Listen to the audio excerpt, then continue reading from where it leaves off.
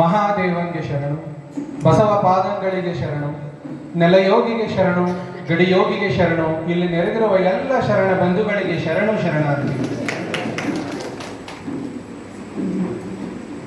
ಲಿಂಗಾಯತ್ ಮಹಾಮಠ ಬಸವಗಿರಿ ಬೀದರ್ ಇವರ ಮಾಸಿಕ ಶರಣ ಸಂಗಮ ಕಾರ್ಯಕ್ರಮ ಹಾಗೂ ಪರಮಪೂಜ್ಯ ಶ್ರೀ ಅಕ್ಕನವರ ಐಕ್ಯ ಮಂಟಪ ಅನಾವರಣ ಕಾರ್ಯಕ್ರಮ. ಈ ಕಾರ್ಯಕ್ರಮನ ದಿವ್ಯ ಸಾನ್ನಿಧ್ಯವನ್ನು ವಹಿಸಿರ್ತಕ್ಕಂಥ ಪರಮಪೂಜ್ಯ ಶ್ರೀ ಮನ್ನಿರಂಜನ ಪ್ರಣವ ಸ್ವರೂಪ ಡಾಕ್ಟರ್ ಶಿವಾನಂದ ಮಹಾಸ್ವಾಮೀಜಿಗಳವರ ಕಾರ್ಯಕ್ರಮದ ನೇತೃತ್ವವನ್ನು ವಹಿಸಿರ್ತಕ್ಕಂಥ ಪೂಜ್ಯ ಶ್ರೀ ಮನ್ನಿರಂಜನ ಪ್ರಣವ ಸ್ವರೂಪ ಪ್ರಭುದೇವ ಮಹಾಸ್ವಾಮೀಜಿಗಳವರ ಪಾದ ಕಮಲಗಳಲ್ಲಿ ಶರಣ ಶರಣಾರ್ಥಿಗಳನ್ನು ಅರ್ಪಿಸಿ ಪ್ರಾರ್ಥನೆಗೈದಂಥವರಿಗೆ, ಅಪ್ಪಗಳಿಗೆ, ಅಮ್ಮಗಳಿಗೆ ಎಲ್ರಿಗೂ ಶರಣಾರ್ಥಿಗಳನ್ನು ಅರ್ಪಿಸ್ತಾ,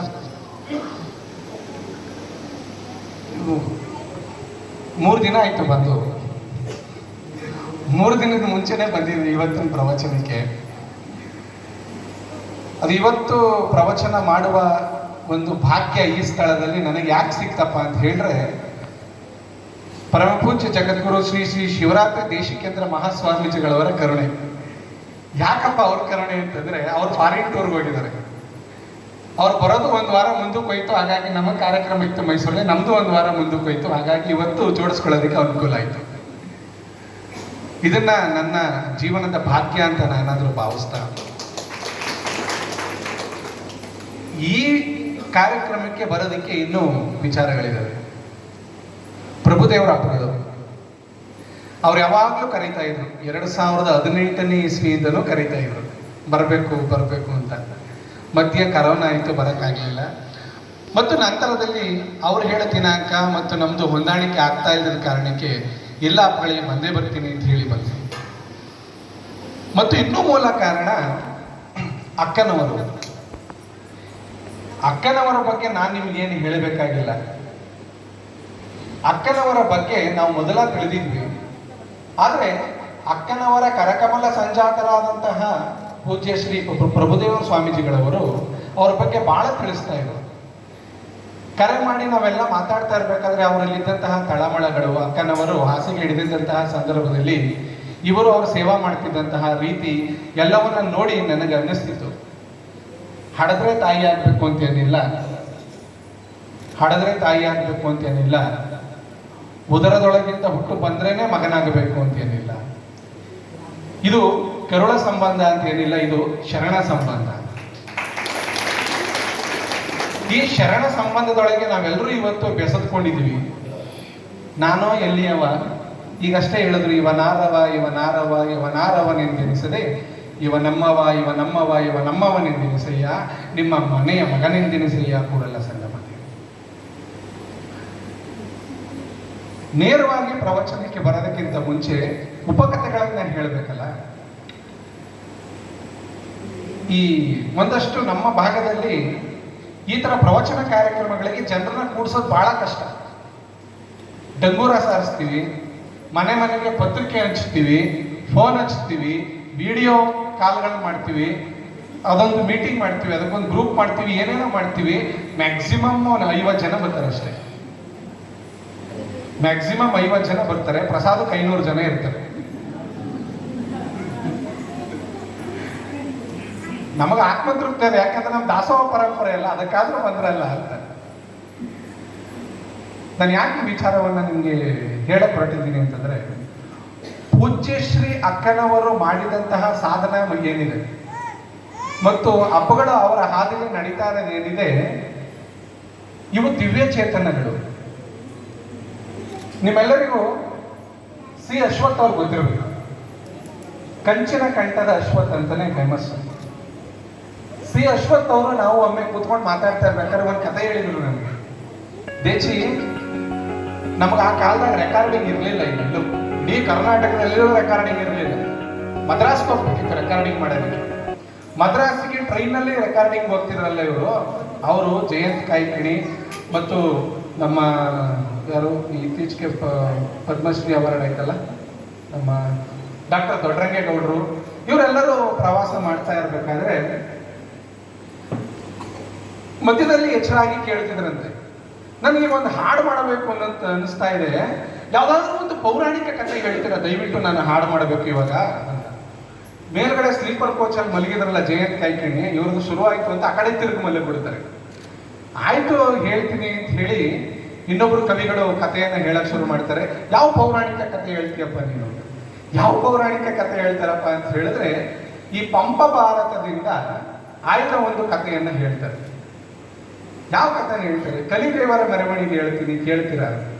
ಆಯ್ತು ಕೇಳ್ತೀನಿ. ಮಜಾ ಏನದಪ್ಪ ಅಂತಂದ್ರೆ ಕಲಿದೇವರ ಬಗ್ಗೆ ಹೊಗಳೋದಕ್ಕಿಂತ ಹೆಚ್ಚಾಗಿ ಆನೆ ಬಗ್ಗೆ ಹೊಗಳಿದ್ದೇ ಜಾಸ್ತಿ. ಕಲಿದೇವರನ್ನ ಐರಾವತ ಆನೆ ಮೇಲೆ ಮೆರವಣಿಗೆ ಮಾಡ್ತಾರೆ ಅಂತ ಕಥೆ ಹೇಳುತ್ತೆ. ಐರಾವತ ಆನೆ ಅದು ಇಂದ್ರನ ವಾಹನ. ಅವ ಬರೀತಾನೆ ಪಂಪ, ಏನಂತ ಬರೀತಾನೆ? ಕಲಿದೇವರನ್ನ ಐರಾವತ ಆನೆಯ ಮೇಲೆ ಮೆರವಣಿಗೆ ಮಾಡಲಾಯಿತು. ಮೆರವಣಿಗೆಯ ಒಂದು ವೈಡೂರ್ಯ ಹೇಗಿತ್ತಪ್ಪ ಅಂತಂದ್ರೆ ಆ ಆನೆ ನಡ್ಕೊಂಡು ಬರ್ತಾ ಇತ್ತಂತೆ. ಆನೆಗೆ 32 ತಲೆಗಳಿದ್ವಂತೆ. ಆನೆಗೆ 32 ತಲೆಗಳಿದ್ವಂತೆ. ಇಷ್ಟಕ್ಕೆ ನನಗೆ ಒಂದೊಂದು ತಲೆಯನ್ನು 32 ಸೊಂಡಿಲುಗಳಿದ್ವಂತೆ. ದೊಡ್ಡ ಆನೆ ಇದು. ಒಂದೊಂದು ಸೊಂಡಿಲಿಗೂ ಕೂಡ 32 ದಂತಗಳಿದ್ವಂತೆ. ಒಂದೊಂದು ದಂತದ ಮೇಲೆ ಕೂಡ 32 ಸರೋವರಗಳಿದ್ವಂತೆ. ಒಂದೊಂದು ಸರೋವರದಲ್ಲೂ ಕೂಡ 32 ಕಮಲದ ಹೂ ಬಿಟ್ಟಿದ್ವಂತೆ.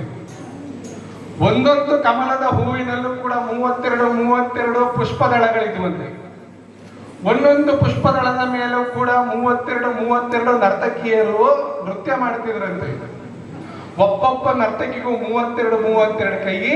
ಆಕೆ 32 ಕಳಶಗಳನ್ನ ಇಟ್ಕೊಂಡ್ರು ನೃತ್ಯ ಮಾಡುತ್ತಾ ಕಲಿದೇವರನ್ನ ಆಹ್ವಾನಿಸಿದ್ರು. ಸಿ ಅಶ್ವಥ್ ಹಬ್ಬ ಎಂತ ಇಮ್ಯಾಜಿನೇಷನ್ ಇದು! ಪಂಪ ಕವಿ ನಿಜವಾಗ್ಲೂ ಮಹಾಕವಿ, ಆದ್ರೂ ದಿಸ್ ಇಸ್ ಟೂ ಮಚ್ ಅಂತ. ಮೇಲೆ ಜಯಂತ್ ಕೈಕಿಣಿ ಮಲಗದ್ರಲ್ಲ ಈ ಕಡೆ ತಿರ್ಕೊಂಡ್ರು, this is not too much, this is 32 much ಅಂದ್ರಂತೆ. 32 ಇದ್ವಲ್ಲ. ಪುರಾಣವೆಂಬುದು ಪುಂಡರ ಗೋಷ್ಠಿ, ಕೈಲಾಸವೆಂಬುದು ಬೆಳ್ಳಿಯ ಬೆಟ್ಟ ಕಾಣಿರೋ, ಅದರಲ್ಲಿರುವ ಶಿವ ಬಲುದಡ್ಡ ಕಾಣಿರೋ.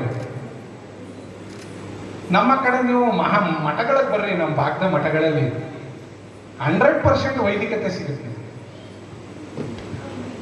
ಬಸವಣ್ಣನ ಫೋಟೋನೇ ಇಟ್ಟಿರಲಿಲ್ಲ ಸುಮಾರು ಮಠಗಳಲ್ಲಿ. ನಾವು ಪರಿಷತ್ ವತಿಯಿಂದ ಹೋಗಿ ಫೋಟೋಗಳನ್ನ ಇಡಿಸಿ ಪೂಜೆ ಮಾಡಿದ್ವಿ. ನಿಮ್ಗೆ ಗೊತ್ತಿರಲಿ, ಮಲೆ ಮಹದೇಶ್ವರರು ಗೊತ್ತಲ್ಲ ನಿಮಗೆ? ಮಲೆ ಮಹದೇಶ್ವರರು 6ನೆಯ ಶೂನ್ಯಪೀಠಾಧಿಪತಿಗಳು. ಶೂನ್ಯಪೀಠ ಪರಂಪರೆಯ 6ನೆಯ ಶೂನ್ಯಪೀಠಾಧಿಪತಿಗಳು. ಮಲೆ ಮಹದೇಶ್ವರ ದೇವಸ್ಥಾನ ಅಂತಿದೆ.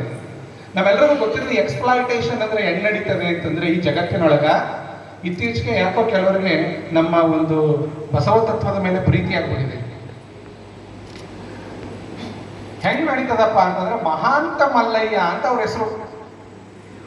How can this Mahanta Mallayya become Malaya Mahadeshwara? ನಮ್ಗೆಲ್ಲ ಆಲೋಚನೆ ಮಾಡೋದಕ್ಕೆ ಶಕ್ತಿ ಬೇಕು. ಈಗ ನಂಜುಂಡ ಶಿವಯೋಗಿಗಳು ನಂಜುಂಡೇಶ್ವರ ಹೆಂಗಾದ್ರು, ತೋಂಟದ ಸಿದ್ಧಲಿಂಗ ಯತಿಗಳು ತೋಂಟದ ಸಿದ್ಧಲಿಂಗೇಶ್ವರ ಹೆಂಗಾದ್ರು. ಸ್ವರ ಯಾರು ಸೇರಿಸಿದ್ರು ಅಂತ ನನಗಂತೂ ಗೊತ್ತಿಲ್ಲ. ಮಹಾಂತ ಮಲ್ಲಯ್ಯ ಮಲೆಯ ಮಹದೇಶ್ವರ ಆಗಿ ಪರಿವರ್ತನೆಗೊಳ್ತಾರೆ. ಈ ಜಗತ್ತಿನೊಳಗ ಈ ತರ ಸೇರಿಸುವಿಕೆ ಬರ್ತಾನೆ ಇದೆ. ನಿಮಗೆ ಗೊತ್ತಿರಲಿ, ನಾನು ಈ ಭಾಗಕ್ಕೆ ಬಹಳ ಉತ್ಸುಕನಾಗಿ ಬಂದ ಕಾರಣ ಏನಪ್ಪ ಅಂದ್ರೆ ನೀವುಗಳೇ. ನಿಜವಾದ ಭಕ್ತರು ಸಿಗೋದು ವಚನಗಳು ಹುಟ್ಟಿದ ನಾಡಿನವರಿಗೆ ವಚನದ ಬಗ್ಗೆ ನಾನು ಹೇಳ್ತೀನಿ ಅಂತಂದ್ರೆ ನನ್ನಂತ ಮೂರ್ಖ ಇನ್ನೊಬ್ಬ ಇಲ್ಲ. ಸುಮ್ಮನೆ ಹಾಗೆ ಒಂದು ಕತೆ. ಮೌಢ್ಯತೆಗಳು ಯಾವ ಮಟ್ಟಿಗಿರ್ತವೆ ಈ ದೇಶದಲ್ಲಿ ಅಂತಂದ್ರೆ ಅಂತಹ ಮೌಢ್ಯತೆಯನ್ನು ಬಿತ್ತುವ ಕೆಲಸಗಳಾಗ್ಬೇಕಿಲ್ಲ. ಇವತ್ತು ಅಕ್ಕನವರ ಒಂದು ಪುಣ್ಯ ಸಮಾಧಿ ಏನಿದೆ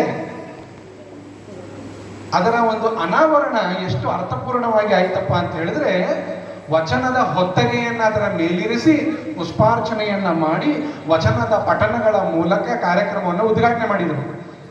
ನಮ್ಮ ಭಾಗಕ್ಕೆ ನೀವು ಬರ್ಬೇಕು, ಹಿಂಗೆಲ್ಲ ನಡೆಯಂಗಿಲ್ಲ. ಹೋಮ ಹವನಗಳು ನಡಿಬೇಕು, ಮತ್ತೆ ಡೊಳ್ಳು ಕುಣಿತ, ವೀರಗಾಸೆ ಇವೆಲ್ಲ ಬರಬೇಕು ಒಳಗಡೆ. ಮಂತ್ರ ಘೋಷಗಳು ನಡಿಬೇಕು, ವೇದ ಉಪನಿಷತ್ತುಗಳು ಓದಬೇಕು, ವಚನ ಆಚೆ. ಆಮೇಲೆ ಬಹಳ ಸಂತೋಷ ಆಗ್ತದೆ ಈ ಜಾಗದಲ್ಲಿ.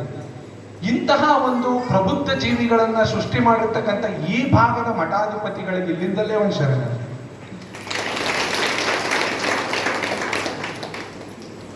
ಪ್ರಬುದ್ಧತೆ ಅನ್ನೋದು ಹೆಂಗ್ ಬರಬೇಕಪ್ಪ ನಮ್ಮ ಜನಕ್ಕೆ ಅಂತಂದ್ರೆ, ಅಸ್ಸಾಂ ಅಂತ ಒಂದು ರಾಜ್ಯ ಇದೆ. ನಿಮ್ಮೆಲ್ಲರಿಗೂ ಈ ಕತೆ ಗೊತ್ತಿರ್ಬೋದು, ಆದ್ರೂ ಸುಮ್ಮನೆ ಇನ್ನೊಂದ್ಸಲ ಹೇಳ್ತೀನಿ ಕೇಳಿ. ಅಸ್ಸಾಂ ಅನ್ನುವ ರಾಜ್ಯದೊಳಗೆ ಒಂದು ಕಾಡಿದೆ. ಕಾಡಿನ ಕಿರುದಾರಿ ಒಳಗೆ ನೀವು ಹಂಗ ನಡ್ಕೊಂಡು ಹೋದ್ರೆ ಅಲ್ಲಿ ಒಳಗಡೆ ಒಬ್ಬ ಕಾಡದೇವಿ ಸಿಗ್ತಾಳೆ. ಕಾಡದೇವಿ ದೇವಸ್ಥಾನ ಇದೆ ಅಲ್ಲಿ. ಕಾಡದೇವಿ ದೇವಸ್ಥಾನದೊಳಗ 3.5 ಇಂದ 4 ಅಡಿಗೂ ಒಂದು ದೇವಿ ವಿಗ್ರಹ ಇದೆ. ಆ ವಿಗ್ರಹಕ್ಕೆ ಬಿಳಿ ಸೀರೆ ಉಡ್ಸಿರ್ತಾರೆ. 250 ರೂಪಾಯಿ ಕಾಟನ್ ಸೀರೆ. ಎಷ್ಟವ? 200. ನೀವೇ ಹೇಳಬೇಕು, ಪುನಃ ಕೇಳ್ತೀನಿ. 200 ಕಾಟನ್ ಸೀರೆ ಉಡ್ಸಿರ್ತಾರೆ. 3.5 ಅಡಿ 4 ಅಡಿ ದೇವಿ ವಿಗ್ರಹ, ಕಾಡದೇವಿ ವಿಗ್ರಹಕ್ಕೆ. ಆ ಸೀರೆ ಪ್ರತಿ ತಿಂಗಳು ಒಂದೊಂದು ಸೀರೆ ಹುಟ್ಟಿಸ್ತಾರೆ. ಆ ದೇವಿ ವಿಗ್ರಹ ಇದೆಯಲ್ಲ, ಅದು ಋತುಮತಿ ಆಗ್ತದಂತೆ ತಿಂಗಳು. ಆ ಸೀರೆ ಕೆಂಪು ಬಣ್ಣಕ್ಕೆ ಟರ್ನ್ ಆಗಿರ್ತದೆ. ಸೀರೆಯ ಕೆಳಭಾಗ ಕೆಂಪು ಬಣ್ಣ ಆಗಿರ್ತದೆ. ಪ್ರತಿ ತಿಂಗಳು ಅದನ್ನ ತೆಗೆದಿಡ್ತಾನೆ. ಅದನ್ನ ಯಾರಿಗೆ ಬುಕ್ ಆಗಿರ್ತದೆ, ಅಡ್ವಾನ್ಸ್ ಬುಕ್ ಮಾಡಬೇಕಿಲ್ಲ. ವರ್ಷದ ಡಿಸೆಂಬರ್ ತಿಂಗಳಿನಲ್ಲಿ 14 ಅಥವಾ 15ನೇ ತಾರೀಕೇನು, ನನಗೆ ಅಷ್ಟು ನೆನಪಿಲ್ಲ, 14 ಅಥವಾ 15ನೇ ತಾರೀಕು ಹರಾಜ್ ಕರೀತಾರೆ. ಹರಾಜ್ಗೆ ಸಾವಿರಾರು ಜನ ಬಂದು ಕೂತಿರ್ತಾರೆ. ಎಷ್ಟವ ಸೀರೆಗೆ? 250 ರೂಪಾಯಿ ಸೀರೆ. ನೆನಪಿರ್ಲಿ, 250 ರೂಪಾಯಿ ಸೀರೆ 14 ಕೋಟಿ, 15 ಕೋಟಿ, 18 ಕೋಟಿಗೆ ಹರಾಜಾಗುತ್ತೆ. 18 ಕೋಟಿಗೆ 250 ರೂಪಾಯಿ ಸೀರೆ ಹರಾಜ್ ಆಗ್ತಾ ಇದೆ ಅಂತ ಹೇಳಿದ್ರೆ ಎಂತ ಮೌಢ್ಯತೆ ಇರಬೇಕಿದ್ದು. ಅಲ್ಲ, ಕಲ್ಲೆಲ್ಲಾದ್ರೂ ಋತುಮತಿ ಆಗೋದು ಉಂಟೆ ಜಗತ್ತಿನೊಳಗೆ? 18 ಕೋಟಿಗೆ ಹರಾಜ್ ಆಗ್ತಾ ಇದೆ ಅಂತ. ಎಷ್ಟೊಳಗಡೆ? Investment 250 rupees. 18 ಕೋಟಿ ರೂಪಾಯಿ ಲಾಭ. ಆಕ್ಷನ್ ಕೂಗ್ತಾ ಇರ್ಬೇಕಾದ್ರೆ ಒಂದು ತಿಂಗಳನ್ನ ಸ್ಕಿಪ್ ಮಾಡ್ತಾರೆ. ಅಕ್ಟೋಬರ್ ತಿಂಗಳು ಸ್ಕಿಪ್ ಆಗ್ತು ಅಂತ ಅನ್ಕೊಳ್ಳಿ. ಒಡೆದಾಡಕ್ ಶುರು ಮಾಡ್ತಾರಲ್ಲ, ಏನಕ್ಕೆ ಸ್ಕಿಪ್ ಮಾಡ್ತಾ ಇದೆಯಾ, ಎಷ್ಟು ಡಬಲ್ ಆದ್ರೂ ಚಿಂತೆ ಇಲ್ಲ, ಕೊಡು. ಆ ಸೀರೆನ ಮನೆಗೆ ತಗೊಂಡೋಗಿ ಇಟ್ಕೊಂಡ್ರೆ ಬಹಳ ಒಳ್ಳೇದಾಗತ್ತೆ ಅಂತ ಪ್ರತೀತಿ ಅವ್ರ ಕಡೆ.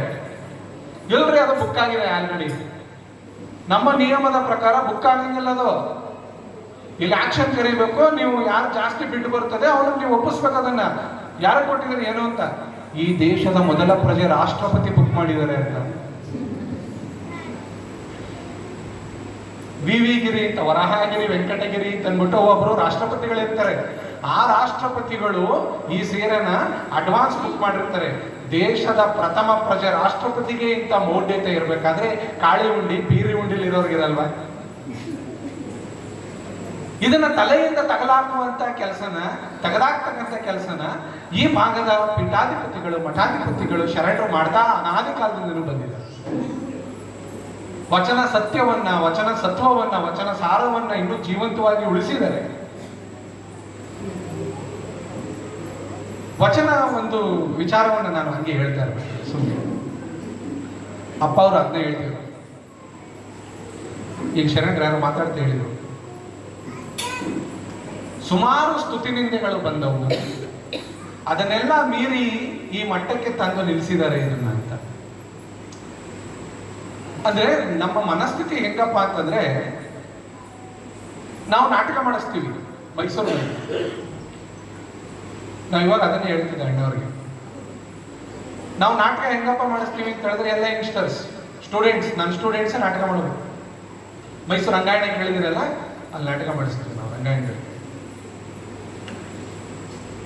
ನಾವು ಪ್ರತಿ ಸಲ ಮಕ್ಕಳಿಗೆ ವಚನವನ್ನ ಹೇಳ್ಕೊಡ್ತಾ ನಾಟಕ ಮಾಡಿಸ್ತೀವಿ. ನಾಟಕ ಬೇರೆ, ಸಿನಿಮಾ ಬೇರೆ, ನಿಮ್ಮೆಲ್ರಿಗೂ ಗೊತ್ತಿರಲಿ. ನಾಟಕ ಒಂದೇ ಟೇಕು, ಸಿನಿಮಾ 1000 ಟೇಕ್. ನೀನ್ ಚೆನ್ನಾಗಿಲ್ಲ ಅಂದ್ರೆ ಕಾಟ್ ಹೇಳಿ ಇನ್ನೊಂದು ಟೇಕ್ ತಗೋಬಹುದು. ನಾಟಕ ಹಂಗಿಲ್ಲ, ನೀನ್ ಒಂದ್ಸಲ ಮಾಡಿಲ್ಲಪ್ಪ ಅಂತ ಹೇಳಿದ್ರೆ ಅದೇ ಫೈನಲ್. ಉಗಿದ್ರೆ ಉಗಿಸ್ಕೋಬೇಕು, ಹೊಗಳಿದ್ರೆ ಹೊಗಳಿಸ್ಕೋಬೇಕು. ಆದ್ರೆ ನಾವು ನಾಟಕ ಮುಗಿದ ತಕ್ಷಣ ಆಡಿಯನ್ಸ್ಗಳು ಫೀಡ್ಬ್ಯಾಕ್ ಕೊಡ್ತಾರಲ್ಲ, 98 ಭಾಗ ಜನ ಬಹಳ ಅದ್ಭುತವಾಗಿ ಮಾಡಿದ್ರೆ ದೇಚಿ ಅಂತ ಹೇಳ್ಬಿಟ್ಟು ಹೋಗ್ತಾರೆ.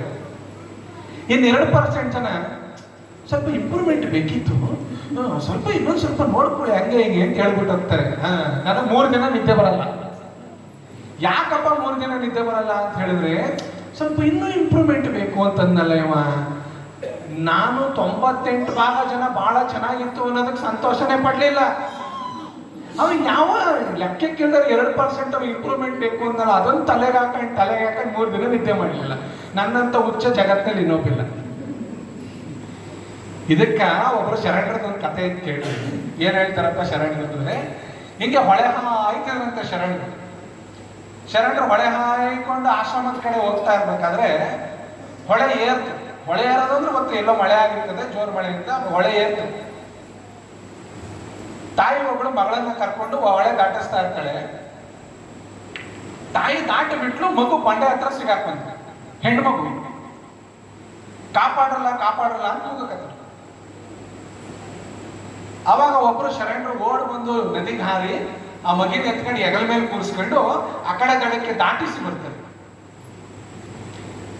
ಈ ಕಡೆ ಇನ್ನೊಂದಷ್ಟು ಜನ ಜೊತೆಗಿದ್ರಲ್ಲ ಒಟ್ಟುಗಳು, ಇವರೆಲ್ಲ ಏನ್ ಮಾಡಿದ್ರು, ಆಶ್ರಮದ ಹಿರಿ ಗುರುಗಳಿದ್ರಲ್ಲ ಅವ್ರ ಹತ್ರ ಹೋಗಿ, ಬುದ್ಧಿ ಹೋಯ್ತು, ಎಲ್ಲ ಹೋಯ್ತು ಬುದ್ಧಿ. ಹೆಂಗಸ್ರು ಮುಟ್ಟುಬಿಟ್ಟವ ಸನ್ಯಾಸತ್ವ ಸ್ವೀಕಾರ ಮಾಡಿ, ಹೋಯ್ತು ಬುದ್ಧಿ. ಇರೋ ಗೊತ್ತಲ್ಲ, ಚಾಡಿ ಹೇಳೋರು ಇದ್ದೇ ಇರ್ತಾರೆ, ಹೇಳಿದ್ರಲ್ಲ ಆಗ್ಲಿ. ಚಾಡಿ ಹೇಳ್ದ ನೀವು ಪಾಪ ಆಚೆ ಕಡೆ ದಾಟಿಸ್ ಬಂದಲ್ಲ, ಹೋದ ಕೇಳ್ತಾರೆ, ಏನಪ್ಪ ಮರಿ, ನಮ್ಮ ಕಡೆ ಎಲ್ಲ ಮರಿ ಅಂತ ಕರೀತಾರೆ, ಕಿರಿ ಸ್ವಾಮಿಗಳಿಗೆ ಮರಿ ಸ್ವಾಮಿಗಳು ಅಂತ. ಏನಪ್ಪ ಮರಿ, ಒಂದು ಹೆಣ್ಣನ್ನ ಮುಟ್ಟದಂತೆ, ಮುಟ್ಟು ಸಾಲದು ಅಂತ ಹೆಗಲ ಮೇಲೆ ಕೂರಿಸ್ಕೊಂಡಿದ್ದಂತೆ, ಮಠದ ಮಾನ ಮರ್ಯಾದೆ ಏನಾಯ್ತು? ಏನಾಯ್ತಪ್ಪ? ಹೇಳಿದ್ರಲ್ಲ ಒಂದು ಹೆಣ್ಣು, ಹೌದಪ್ಪ ಮುಟ್ಟಿದ್ದು ನಿಜ, ಹೆಗಲ ಮೇಲೆ ಕೂರಿಸ್ಕೊಂಡಿದ್ದು ನಿಜ, ಅವಳನ್ನ ಅಲ್ಲೇ ದಡದಾಗೆ ಬಿಟ್ಟು ಬಂದೆ,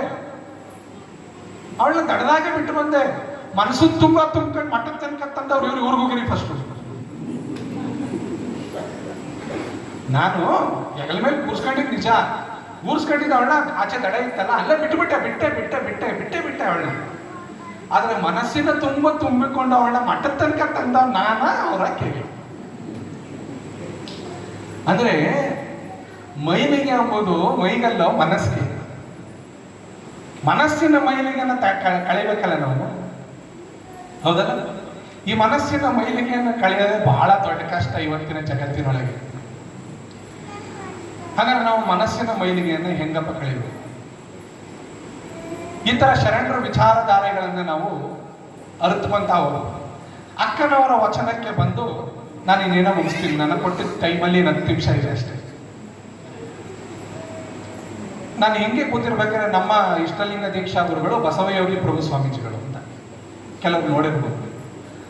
ಅವ್ರೊಂದ್ಸಲ ಹೀಗೆ ಚಾಮರಾಜನಗರದ ಉಡಿಗಾಲ ಅನ್ನೋ ಒಂದು ಗ್ರಾಮದ, ನಮ್ಮ ಭಾಗದಲ್ಲಿ ನಿಮ್ಗೆಲ್ರಿಗೂ ಗೊತ್ತಿರ್ಬೋದು, ಗುರುಮಲ್ಲೇಶ್ವರರು ಅಂತ. ಗುರುಮಲ್ಲೇಶ್ವರರು ಫೇಮಸ್ ನಮ್ಮ ಭಾಗದಲ್ಲಿ. ಅವ್ರಿಲ್ಲ ಅಂದ್ರೆ ನಮ್ಮ ಭಾಗದಲ್ಲಿ ಲಿಂಗಾಯತರ ಉಳಿತಿರ್ಲಿಲ್ಲ ಬಿಡಿ. ಅವ್ರ ಕೈಯಿಂದನೇ ಉದ್ಘಾಟನೆ ಆದಂತಹ ಮಠ. ಅಲ್ಲಿಗೆ ನೀವು ಬಂದು ಪ್ರವಚನ ಮಾಡ್ಬೇಕ್ರಿ ಈಗಿಂದೀಗಲೇ. ಆಯ್ತು ಬುದ್ಧಿ ಅಂತ ಹೊರಟೆ. ಈಗ ಹೇಳಿದ್ರಲ್ಲ, ಈಗ ಚಾಡಿ ಹೇಳೋರು ಅಂತ. ಚಾಡಿ ಹೇಳೋರ ಕತೆ ಎಷ್ಟು ಚೆನ್ನಾಗಿರ್ತದಪ್ಪ ಅಂತ ಹೇಳಿದ್ರೆ, ಗೊಲ್ಲತ್ತಿಯ ಕತೆ ಹೇಳ್ಬಿಡ್ರಿ ದೇಚಿ ಅಂತಂದ್ರಪ್ಪ.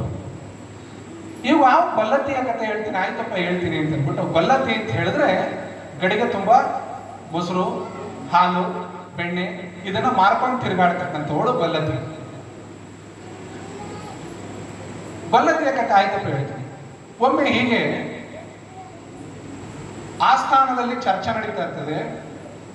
ಅಪ್ಪ ಬಸವಣ್ಣವರು ಅಲ್ಲೇ ಕೂತಿರ್ತಾರೆ, ಬಿಜ್ಜಳರಾಜನು ಅಲ್ಲೇ ಕೂತಿರ್ತಾನೆ, ಆಸ್ಥಾನದ ಇತರೆ ಕವಿಗಳು ಪಂಡಿತರೆಲ್ಲ ಕೂತಿರ್ತಾರೆ. ನೀವೆಲ್ಲ ಕೇಳಿರೋ ಕಥೆನೇ ಇರ್ಬೋದು, ಇದು ಸಾಮಾನ್ಯ. ಬಸವಣ್ಣವರು ಇದ್ದಕ್ಕಿದ್ದಾಗೆ ಕೈನ ಮೇಲಕ್ಕೆ ಮಾಡಿ, ಬೆಳಬೇಡ ತಾಯೆ ಬೆಳಬೇಡ, ಬೆಳಬೇಡ ತಾಯೆ ಬೆಳಬೇಡ ಅಂತ ಈ ಕೈ ಚಾಚ್ತಾರೆ. ಎಲ್ಲ ಅವಾಕ್ಕಾಗಿ ನೋಡ್ತಾರೆ, ಆ ಕಡೆ ಈ ಕಡೆ ತಿರ್ಕಡೆ, ಏನಾಯ್ತು ಈ ಬಸವಣ್ಣನಿಗೆ ಪ್ರಶ್ನೆ ಮಾಡ್ತಾರೆ ರಾಜರು.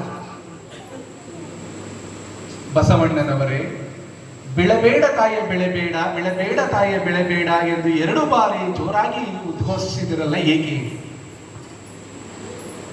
ರಾಜರು ಕೇಳಿದರೆ ಹೇಳದೆ ಇರಂಗಿಲ್ಲ, ಹೇಳಿದ್ರೆ ಅಪಹಾಸ್ಯ ಮಾಡ್ತಾರೆ ಎಲ್ಲರೂ. ಹೇಳಲೇಬೇಕು, ಹೇಳ್ತೀನಿ ಮಹಾರಾಜನೇ. ಭಕ್ತರೊಬ್ಬರು ಗಡಿಗೆಯ ತುಂಬ ಹಾಲನ್ನಿರಿಸಿಕೊಂಡು ಹಾದಿಯಲ್ಲಿ ಸಾಗುತ್ತಿರುವಾಗ ಕಲ್ಲು ಎಡವಿ ಜಾರಿ ಬೀಳುವಲ್ಲಿ ಮಡಕೆ ನೆಲಕ್ಕೆ ತಾಕಿ ಒಡೆದು ಹೋಗುತ್ತಿತ್ತು. ಬಸವ ಬಸವ ಎಂದು ಕೂಗಿದಳು, ಹಾಗಾಗಿ ನಾನು ಅದನ್ನು ಎತ್ತಿರಿಸಿದೆ. ನೀವು ಚಪ್ಪಾಳೆ ತಟ್ಟಿದ್ರಿ, ಬಸವ ಭಕ್ತರು ಕೊಂಡೆ ಮಂಚಣಗಳು ಅಂತ ಒಬ್ಬರಿದ್ದಾರಲ್ಲಿ, ಕೊಂಡೆ ಮಂಚಣಗಳು ಹೌಗಾರಿದರು. ಆಹಾ ಬಸವಣ್ಣ ಬಸವಣ್ಣ, ಇದು ಬಸವನ ಪವಾಡ ಬಸವನ ಪವಾಡ ಅಂತ ಎಲ್ಲರೂ ಹೇಳಿದ್ರೆ ಕೊಂಡೆ ಮಂಚಣ ಎದ್ದಿತ್ಕೊಂಡು ಎಂತದೇ ಇಲ್ರಿ ಇವೆಲ್ಲ ಕಟ್ಕತಿ, ಅವ್ನ ಕತೆನೇ ಇರಲ್ಲ, ಕಟ್ಕತೆ ಅದು. ಹೌದಾ? ಯಾಕೆ ಹಿಂಗೆ ಹೇಳ್ತೀರಿ? ಹೋಗಿ ಯಾರನ್ನಾದ್ರೂ ಕಳಿಸ್ಬಿಟ್ಟು ಕೇಳ್ಕೊಂಬನ್ನಿ ಹಂಗೇನಾದ್ರು ಆಯ್ತಾ ಅಂತ. ಹಂಗೇನಾದ್ರು ಆಯ್ತು ಅಂತ ಹೇಳಿದ್ರೆ ನಾಸ್ತಾನ ಬಿಡ್ತೀನಿ. ಬಸವಣ್ಣವರು ನೀವೇನು ಆಸ್ಥಾನ ಬಿಡಬೇಡ್ರಿ, ಹೋಗಿ ಒಂದ್ಸಲ ಕೇಳ್ಕೊಂಬನ್ನಿ ಹೋಗಿ ಅಂತ ಕಳಿಸ್ತಾರೆ. ಹೋಗಿ ವಿಚಾರ ಮಾಡ್ಕೊಂಡು ಬರ್ತಾರೆ. ಕೊಲ್ಲತ್ತಿ ಹೇಳ್ತಾಳೆ, ಹೌದಪ್ಪ ಬಸವ ಬಸವ ಎಂದು ಕೂಗಿದ ಎಡುವಲ್ಲಿ ಮಡಕೆ ತಾನೇ ಬಂದು ತಲೆಯ ಮೇಲೆ ಹಾಗೆ ಕುಳಿತುಕೊಂಡಿದ್ದು, ಒಡೆಯಲಿಲ್ಲ. ಭಟ್ರು ಬರ್ತಾರೆ, ಬಂದು ಆಸ್ಥಾನಕ್ಕೆ ಹೇಳ್ತಾರೆ, ಹಿಂಗಿಂಗ್ ಆಯ್ತಂತೆ ಮಹಾಪ್ರಭುಗಳೇ, ನಿಜವಂತೆ ಕೊಂಡೆ ಮಂಚಣ್ಣ ಬಿಡಂಗಿಲ್ವಲ್ಲ, ಕೂಡದು ಕೂಡದು ಬಸವಣ್ಣ ಮತ್ತು ಕೊಲ್ಲತ್ತಿಯ ನಡುವಿನ ಒಪ್ಪಂದ ಇದು. ಹಿಂಗ್ ಬರ್ತಾರೋ ಕಳ್ಸಿದೀವ್ರಲ್ಲ, ನೀನ್ ಹಂಗೆ ಹೇಳ್ಬೇಕು. ಹಂಗಾಗಿ ದಯವಿಟ್ಟು ಅದನ್ನ ನಂಬೇಡ್ರಿ, ಆದಿಲ್ ತಾನೇ ಹೋಗ್ತಿದ್ದು, ಸುತ್ತಮುತ್ತ ಕಟ್ಟೆ ಮೇಲೆ ಕೂತಿರೋ ಜನಕ್ಕಂತೂ ಗೊತ್ತಿರುತ್ತೆ, ಜನರನ್ನ ಕೇಳ್ಕೊಂಬನ್ನಿ ಹೋಗಿ ಅಂತ ಕಳಿಸ್ತಾರೆ. ಅವಾಗ ಜನರನ್ನ ಕೇಳ್ಕೊಂಬರಕ್ಕೆ ಹೋಗಿ ಅಂತ ಭಟ್ರು ಹೋದಾಗ ಜನರನ್ನ ಕೇಳ್ತಾರೆ. ಹೌದು ಮಹದಾಶ್ಚರ್ಯ, ಇದು ಬಸವಣ್ಣನ ಪವಾಡ ಅಂತ ಹೇಳ್ಬಿಡ್ತಾರೆ. ಬಂದು ಅದನ್ನೇ ಇಲ್ಲೂ ಒಪ್ಪಿಸ್ತಾರೆ. ಅವಾಗ ಇಲ್ರಿ ನನಗೆ ಆ ಜನರ ಮೇಲೂ ನಂಬಿಕೆ ಇದ್ರೆ ಮತ್ತೊಂದು ಅವಕಾಶ ಕೊಡ್ರಿ, ಏನ್ ಬೇಕು ಆ ಗೊಲ್ಲತ್ತಿನ ಇಲ್ಲಿ ಕರೆಸಿ ಆಸ್ಥಾನಕ್ಕೆ. ಸರಿ ಆಯ್ತು, ಗೊಲ್ಲತ್ತಿನ ಆಸ್ಥಾನಕ್ಕೆ ಕರೆಸ್ತಾರೆ. ಹಾ, ಏನಾಗ್ಬೇಕು ಗೊಲ್ಲತ್ತಿ, ನೀನು ಆ ದ್ವಾರದಿಂದ ಇಲ್ಲಿಯ ತನಕ ನಡೆದುಕೊಂಡು ಬಾ, ನಾವು ಕಾಲು ಕೊಟ್ಟು ಬೀಳಿಸ್ತವು, ಮಡಕೆ ಕೆಳಗೆ ಬೀಳಲಿ, ಬಸವಣ್ಣ ಹೆಂಗ್ ಹಿಡಿದು ನಿಲ್ಲಿಸ್ತಾ ನೋಡ್ತೀವಿ. ಸರಿ ಆಯ್ತು, ಬಂದು ನಡ್ಕೊಂಬಂದು ಕಾಲು ಕೊಟ್ಟು ಕೆಳಗೆ ಬೀಳ್ಸೋ, ಮಡಿಕೆ ಬೀಳ್ತಿತ್ತು. ಬಸವ ಬಸವ ಅಂದ್ರು, ಬಸವಣ್ಣ ಮತ್ತೆ ಕೈ ಮೇಲೆ ಮಾಡಿದ್ರು, ಮಡಿಕೆ ಮತ್ತು ವಾಪಸ್ ತಲೆ ನಿಲ್ಬೇಕು. ಮಜಾ ಏನಪ್ಪ ಅಂತಂದ್ರಲ್ಲಿ, ಸುಮ್ಮನಿರ್ಬೇಕಲ್ಲ, ಬಸವಣ್ಣ ಪವಾಡ ಅಂತ ಎಲ್ಲ ಆಸ್ಥಾನಿಕರ ಕೂಗಕ್ಕೆ ಶುರು ಮಾಡಿದ್ರು. ಅವಾಗ ಸುಮ್ಮನಿರ್ಲಾರ್ದ ಕೊಂಡೆ ಮಂಚಣ್ಣ ಬಿಟ್ಕೊಡಂಗಿಲ್ವಲ್ಲ ಅವ್ನ ಕೊಂಡಿ ಕೆಲಸ. ಅವಾಗ ಏನ್ ಮಾಡ್ದ, ಕೂಡೋದು ಕೂಡೋದು ಕೂಡೋದು ಕೂಡೋದು, ಇದು ಬ್ಲ್ಯಾಕ್ ಮ್ಯಾಜಿಕ್. ಈ ಪವಾಡ ಗಿವಾಡ ಏನಿಲ್ಲ, ಇದು ಯಾವ್ದೋ ಮಂತ್ರ ಆಟ ಕಟ್ತಾವ್ರೆ ಇವರಿಬ್ರು ಸೇರ್ಕೊಂಡು. ಅದಕ್ಕಿದು ಬಸವಣ್ಣ ಮತ್ತು ಗೊಲ್ಲತ್ತಿಯ ನಡುವಿನ ಯಾವ್ದೋ ಒಳ ಒಪ್ಪಂದ, ಇದು ಬೇರೆಯವ್ರ ಕೈ ನಡೆಸ್ಕೊಂಬರ್ರಿ ನೋಡೋಣ ಅಂತಾರೆ. ಆಯ್ತು ಹೋಗ್ಲಿ ಬಿಡಪ್ಪ ನೀನ್ ಮಾತಾಕೆ ಅಂತ ಹೇಳಿ ಇನ್ನೊಂದು 5 ಜನ ಗೊಲ್ಲತ್ತಿಯರನ್ನ ಕರೆಸ್ತಾರೆ. ಗೊಲ್ಲತ್ತಿಯರು ಮತ್ತೆ ನಡ್ಕೊಂಬರ್ತಾರೆ. ಮತ್ತೆ ನಡ್ಕೊಂಬಂದು ಎಲ್ರಿಗೂ ಕಾಲು ಕೊಟ್ಟು ಬೀಳಿಸ್ತಾರೆ. ಮಡಕೆ ಕೆಳಗೆ ಬೀಳ್ತಾ ಇದೆ, ಬಸವ ಬಸವ ಅಂತಾರೆ ಎಲ್ರು. ಮತ್ತೆ ಬಸವಣ್ಣ ಕೈ ಎತ್ತಿ ಹಿಂಗೆ ನಿಲ್ಲಿಸ್ತಾರೆ. ಮಡಕೆ ಹೋಗಿ ಅವ್ರ ಮೇಲೆ ಕೂತ್ಕೊಂತೈತೆ. ಕೊಂಡೆ ಮಂಚಣ್ಣ ಕಾಲ್ಗೆ ತಾಚಿ ಹೋಗ್ತದೆ. ನೋಡಿ, ಈ ರೀತಿ ಇಲ್ಲ ಸಲ್ಲದ್ದನ್ನ ಹೇಳ್ಕೊಂಡು ತಿರುಗೋರು ಪ್ರಪಂಚದಲ್ಲಿ ಬಹಳ ಮಂದಿ ಅಲ್ಲ. ಅವ್ರ ಕೆಲಸನೇ ಅದು. ಮತ್ತಿನ್ನೇನು ಯಾರು ಖಾಲಿ ಕೂತಿರ್ತಾರೆ ಅವ್ರ ಕೆಲಸನೇ ಈ ತರ ಇಲ್ಲ ಸಲ್ಲದ ಹೇಳ್ಕೊಂಡು ತಿರುಗ್ತಕ್ಕಂಥದ್ದು. ಅದಕ್ಕೆ ಇಲ್ಲಿ ವಚನ ಪಾಡ್ತಾ ಒಬ್ರು ಹೇಳ್ತಿದ್ರು, ಬೆಟ್ಟದ ಮೇಲೊಂದು ಮನೆಯ ಮಾಡಿ ಮೃಗಗಳಿಗೆ ಅಂಜಿದೊಡೆ ಅಂತ. ಈಗ ಸಮುದ್ರದ ತಡಿಯಲ್ಲೊಂದು ಮನೆಯ ಮಾಡಿ ನೆರೆತೊರೆಗಳಿಗೆ ಅಂಜಿದೊಡೆ ಅಂತ. ಈಗ ಸಂತೆಯೊಳಗೊಂದು ಮನೆಯ ಮಾಡಿ ಶಬ್ದಕ್ಕೆ ನಾಚಿದೊಡೆ ಅಂತ. ಈಗ ಇಂತಪ್ಪ ಮನುಜ ಲೋಕದೊಳು ಹುಟ್ಟಿದ ಬಳಿಕ ಸ್ತುತಿನಿಂದೆಗಳು ಬಂದೊಡೆ ಮನದಲ್ಲಿ ಕೋಪತಾಪವ ತಾಳದೆ ಸಮಾಧಾನಿಯಾಗಿರಬೇಕು ಚನ್ನಮಲ್ಲಿಕಾರ್ಜುನ. ನಾವು ಅದಕ್ಕೆಲ್ಲ ಕೋಪತಾಪ ಮಾಡ್ಕೊಂತ ಹೋಗ್ಬಾರ್ದು. ಇಂಥವ್ರು 1000 ಜನ ಬರ್ತಾರೆ ಜಗತ್ತಿನಲ್ಲಿ, 1000 ಜನ ಹೋಗ್ತಾರೆ ಜಗತ್ತಿನಲ್ಲಿ. ನಾವು ಇಷ್ಟೆಲ್ಲ ಪ್ರವಚನ ಮಾಡ್ತೀವಲ್ಲ, ಯಾರು ಮಾಡ್ತೀವಿ? ಅನಾಲಿಸಿಸ್, ಸುಮ್ಮನೆ ಅನಾಲಿಸಿಸ್. ನಾವೀಗ ಮಾತಾಡ್ತಾ ಸುಮ್ಮನೆ ಇರ್ತೀವಿ. ಈ ಅನಾಲಿಸಿಸ್ ಏನ್ ಹೇಳ್ತದಪ್ಪ ಅಂತಂದ್ರೆ, ಬಹುಪಾಲು ಬಸವ ತತ್ವದೆಡೆಗೆ ಬಂದಿರತಕ್ಕಂಥವ್ರು ಪ್ರಬುದ್ಧ ಜೀವಿಗಳು. ಯಾರು ವಯೋಮಿತಿಯಿಂದ ಆಚೆ ಇರೋರು, 45 ಆಚೆ ಇರತಕ್ಕಂಥವ್ರು ಬರ್ತಾ ಇದ್ದಾರೆ ಜಾಸ್ತಿ. ಯುವಕರೆಲ್ಲ ಹೋಗ್ತಾ ಇದ್ದಾರೆ ಅನ್ನೋ ಪ್ರಶ್ನೆ ಎದ್ದೇಳಿದೆ. ನಾವು ಯುವಕರನ್ನ ಬಹಳ ಬಹಳ ಬಸವ ತತ್ವದ ಕಡೆಗೆ ಸೆಳಿಬೇಕಾದಂತಹ ಪರಿಸ್ಥಿತಿ ಇವತ್ತು ಇದೆ. ಯಾಕೆ ಅಂತ ಹೇಳಿದ್ರೆ, ಇನ್ ದ ಫ್ಯೂಚರ್ ನಿಮಗೆ ಗೊತ್ತಿರಲಿ, ನಮ್ಮ ಅನಾಲಿಸಿಸ್ ಪ್ರಕಾರ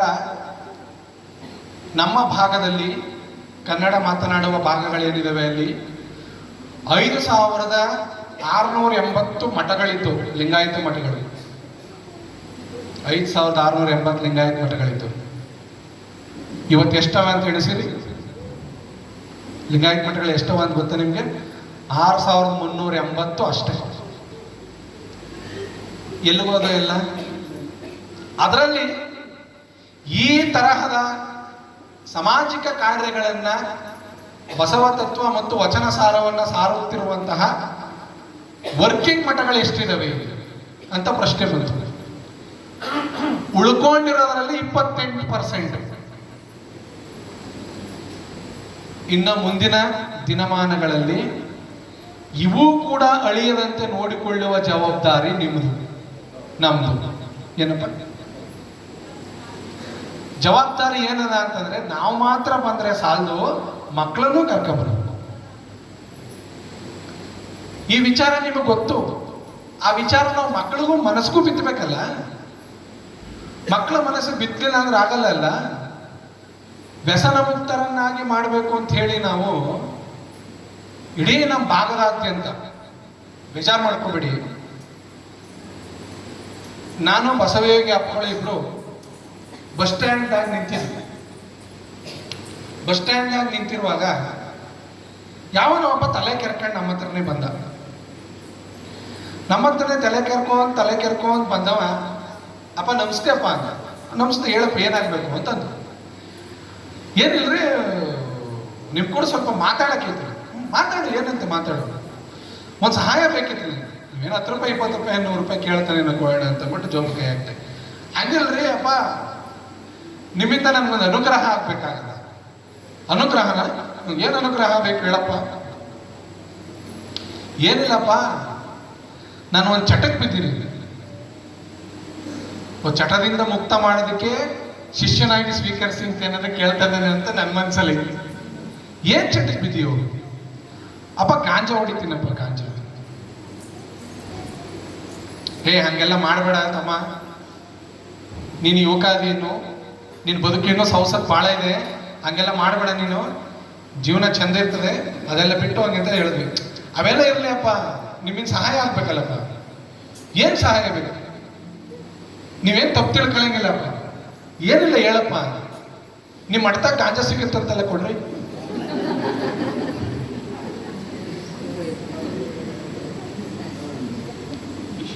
ದಯವಿಟ್ಟು ಯಾರು ತಪ್ಪು ತಿಳಿಬೇಡಿ, ಇದು ಸತ್ಯ. ನಮ್ಮ ಭಾಗದಲ್ಲಿ ಸುಮಾರು ಮಠದಲ್ಲಿ ಸಿಗ್ತವೆ.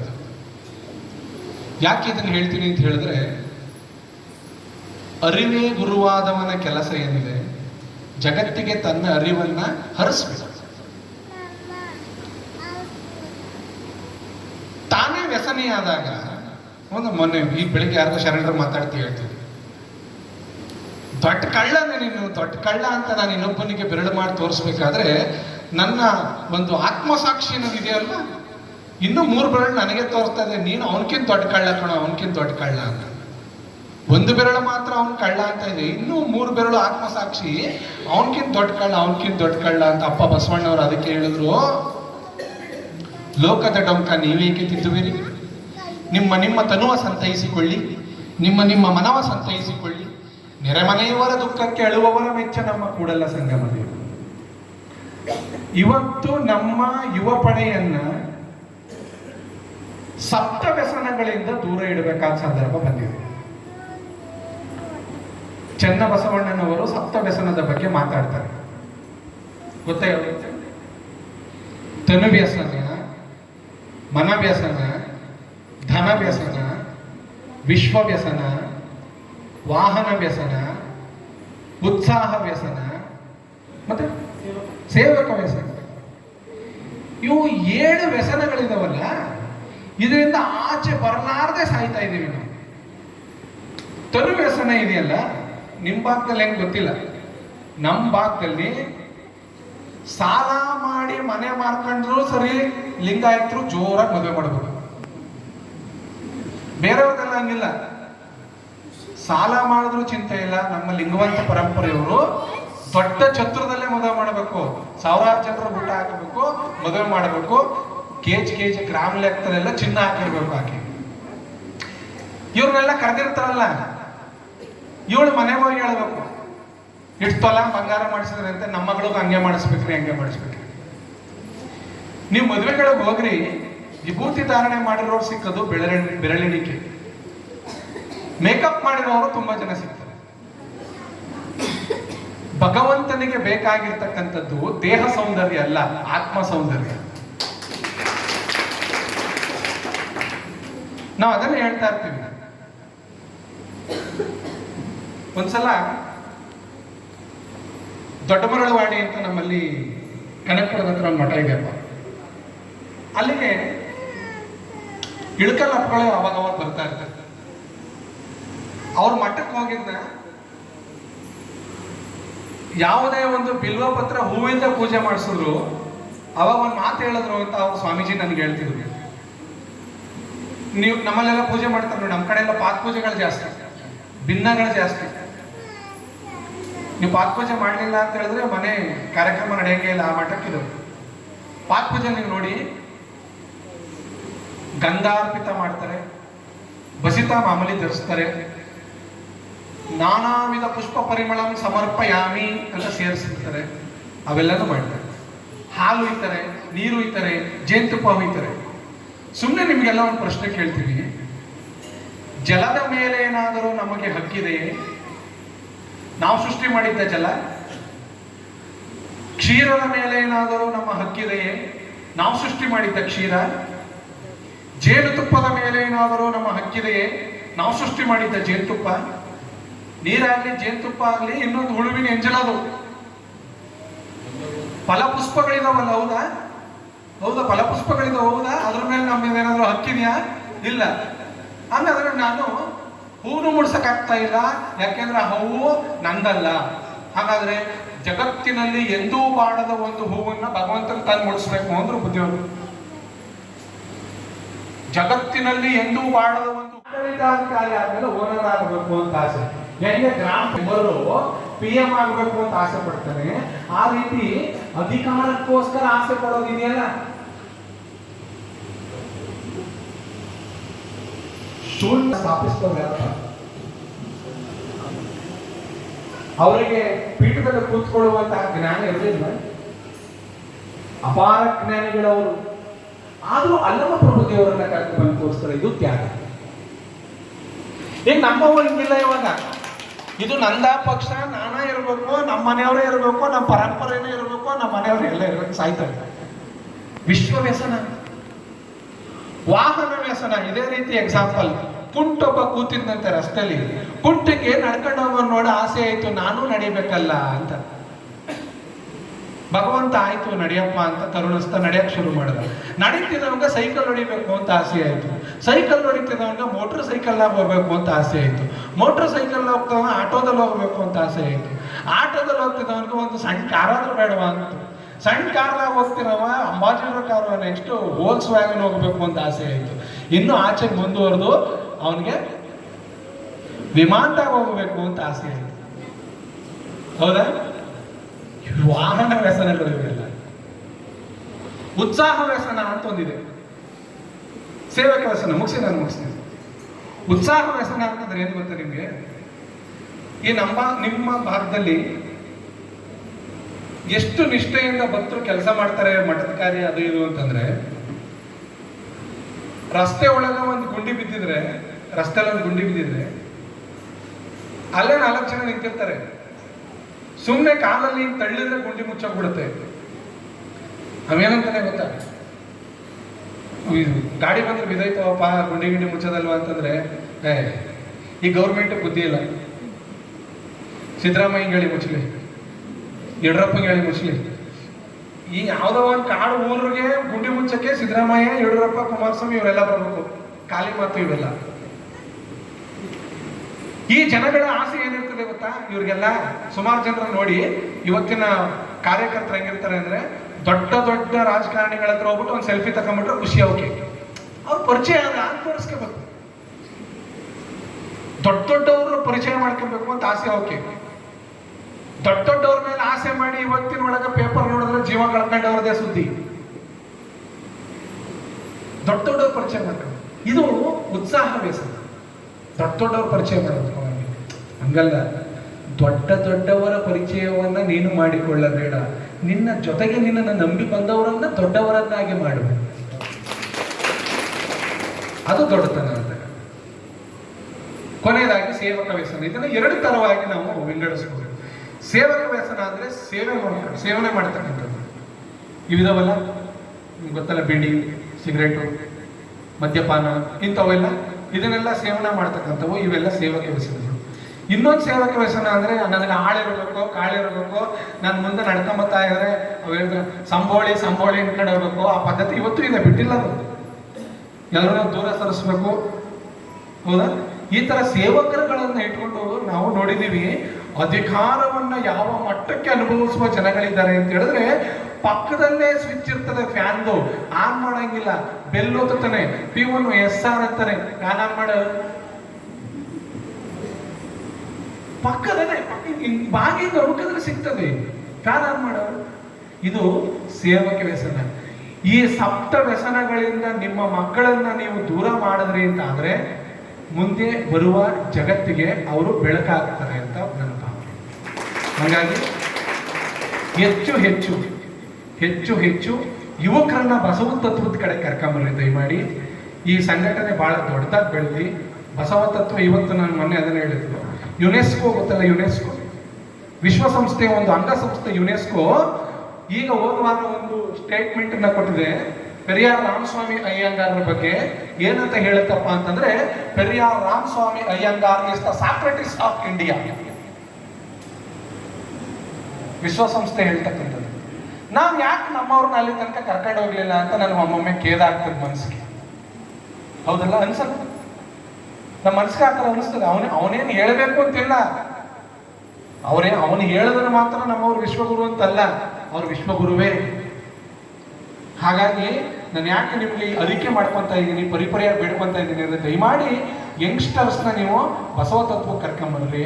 ಅದರಿಂದ ಅವರು ಪರಮ ಸುಖಿಗಳಾಗ್ತಾರೆ ಅಂತ ಪರಮಸುಖಿಯಾದ ನನ್ನ ಅನುಭವದ ಮೇಲೆ ನಾನು ನಿಮಗೆ ಹೇಳ್ತಾ, ಇಷ್ಟು ಹೊತ್ತು ನನ್ನನ್ನು ಸಹಿಸಿಕೊಂಡಂತಹ ನಿಮಗೆ ಅನಂತ ಕೋಟಿ ಶರಣಾರ್ಥಿಗಳನ್ನು ಅರ್ಪಿಸಿ ನಮ್ಮನ್ನು ಇಲ್ಲಿ ತನಕ ಕರೆಸ್ಕೊಂಡು ಸತ್ಕರಿಸಿ, ಯಾವ ಖರ್ಚು ಮಾಡಕ್ಕೂ ಬಿಟ್ಟಿಲ್ಲಪ್ಪ ಅವರು, ಯಾವ ಖರ್ಚು ಮಾಡಕ್ಕೂ ಬಿಟ್ಟಿಲ್ಲ. ಒಂದು ಎಳ್ನೀರು ತಗೊಂಡಿರ ಬೇಡ್ರಿ, ನಾವೇ ಮಾಡ್ತೀವಿ. ಪ್ರತಿಯೊಂದು ವ್ಯವಸ್ಥೆನೂ ಮಾಡಿಸಿ, ಎಲ್ಲಿಯೂ ಕುಂದು ಕೊರತೆ ಆಗರ ಥರ ನಮ್ಮನ್ನ ಇಲ್ಲಿ ತನಕ ಕರೆಸಿ, ಕೊನೆಗೆ ನಮ್ಮನ್ನ ಈಗ ಕಳಿಸಿ, ಈಗ ನಮ್ಮ ಫ್ಲೈಟ್ ಇದೆ 11 ಗಂಟೆಗೆ, ನಮ್ಮನ್ನು ಅಲ್ಲಿ ಕಳಿಸೋ ವ್ಯವಸ್ಥೆನೂ ಕೂಡ ಅಚ್ಚುಕಟ್ಟಾಗಿ ಮಾಡಿದ್ದಾರೆ.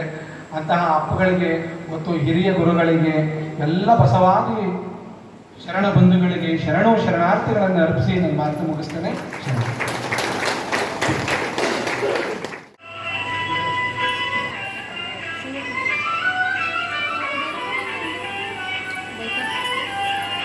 ಒಂದು ಉಪನ್ಯಾಸ ಕೊಡಕ್ಕೆ ಅಷ್ಟು ದೂರದಿಂದ ಬರಲು ಒಪ್ಪಿಕೊಂಡು ಇವತ್ತಿನ ಕಾರ್ಯಕ್ರಮದಲ್ಲಿ ಅದ್ಭುತವಾದಂಥ ಪ್ರವಚನ, ಸರ್ವಸಮ ಪ್ರವಚನ ಕಾರ್ಯಕ್ರಮ. ಬಸವೇಶನೇ ಬಸವರಾಜನೇ ಬಸವ ಪರಮೇಶ್ವರೀಶ್ವರ ಬಸವ ಪ್ರಮದಾದಿ ದೇವ ರಕ್ಷಿಸು ಬಸವ ರಕ್ಷಿಸು ಬಸವ ರಕ್ಷಿಸು ಬಸವ. ಜೈ ಗುರು ಬಸವೇಶ್ವರ ಮಹಾದೇವ್. ಜೋರಾದ ಚಪ್ಪಾಳೆ ಬನ್ನಿ.